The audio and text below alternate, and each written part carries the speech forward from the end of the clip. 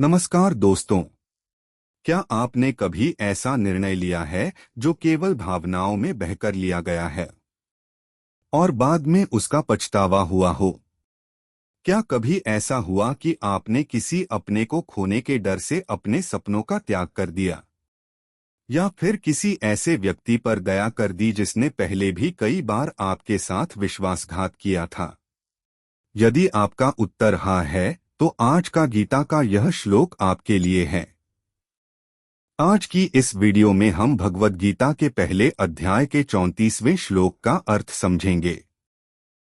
साथ ही जानेंगे कि इस श्लोक से हमें जीवन की कौन सी महत्वपूर्ण सीख मिलती है और कैसे इसे अपनाकर हम अपने निर्णय बेहतर बना सकते हैं। तो आइए शुरुआत करते हैं। श्लोक। आचार्याः पितरः पुत्रास्तथैव च पितामहाः मातुलाः श्वशुराः पौत्राः श्यालाः संबंधिनस्तथा।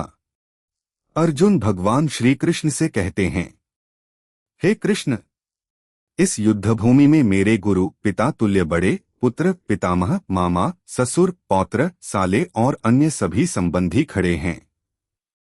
अर्जुन की आंखों के सामने केवल योद्धा नहीं थे, उन्हें अपने गुरु द्रोणाचार्य दिखाई दे रहे थे। उन्हें अपने पितामह भीष्म दिखाई दे रहे थे। उन्हें अपने रिश्तेदार, मित्र और परिवार के लोग दिखाई दे रहे थे।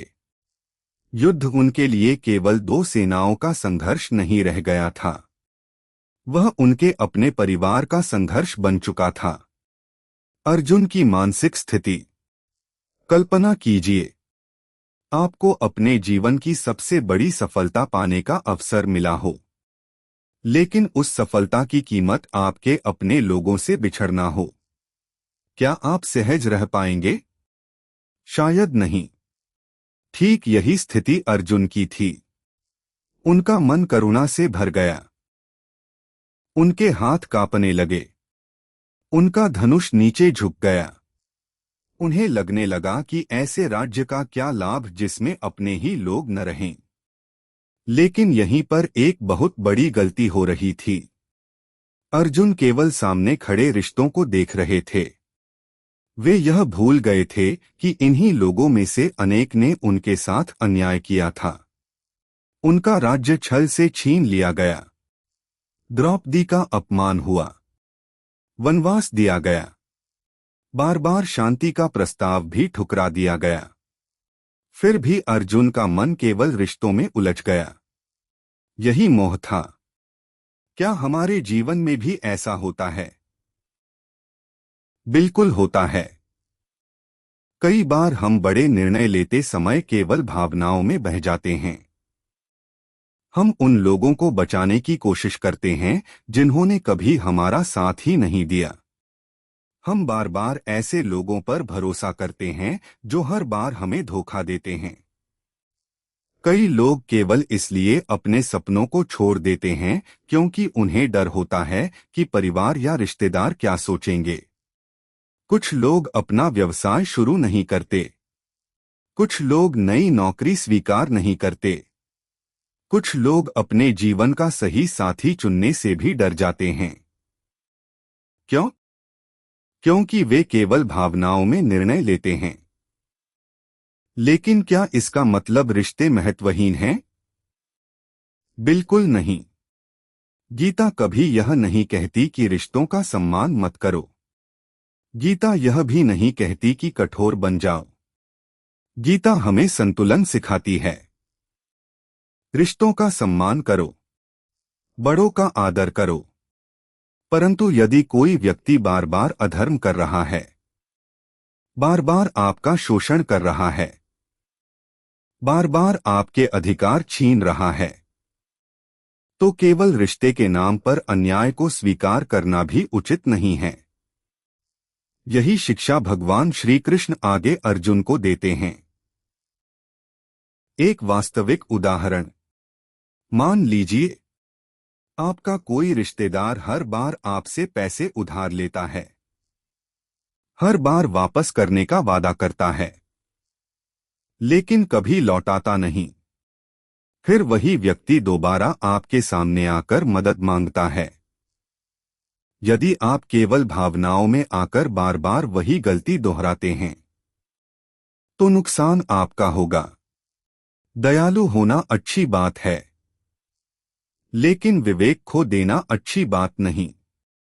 इसीलिए गीता करुणा और बुद्धि दोनों का संतुलन सिखाती है।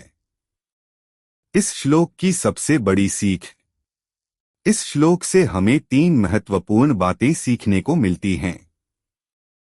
पहली सीख, बड़े निर्णय केवल भावनाओं से नहीं, विवेक से लेने चाहिए। दूसरी सीख, रिश्तों का सम्मान करें, लेकिन अन्याय का समर्थन कभी न करें। तीसरी सीख, यदि कोई व्यक्ति बार बार गलत कार्य कर रहा है तो केवल उसके अपने होने के कारण उसकी हर बात मान लेना उचित नहीं है।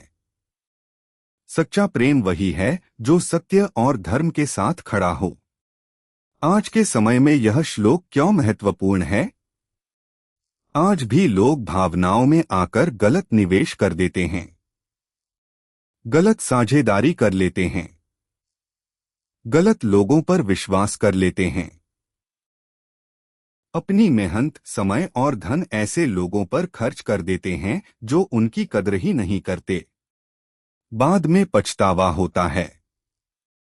यदि हम गीता की इस शिक्षा को समझ लें तो हम अपने जीवन में संतुलित निर्णय लेना सीख सकते हैं। दोस्तों, भावनाएं होना कमजोरी नहीं है। भावनाएं हमें इंसान बनाती हैं।